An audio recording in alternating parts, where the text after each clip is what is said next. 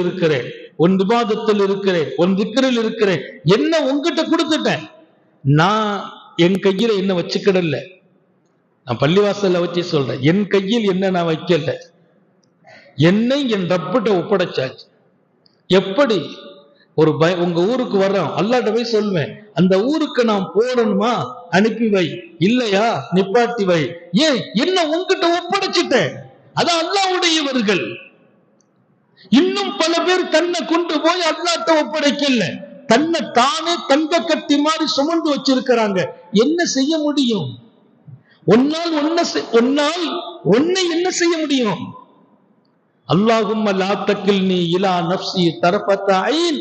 யா அல்லாஹ், என்னை என்னிடத்தில் ஒரு கண் பார்வை சிமிட்டும் நேரம் கூட எங்கிட்ட கொடுத்துறாதே அல்லாஹ்னு கேட்டாங்க ஸல்லல்லாஹு அலைஹி வஸல்லம்.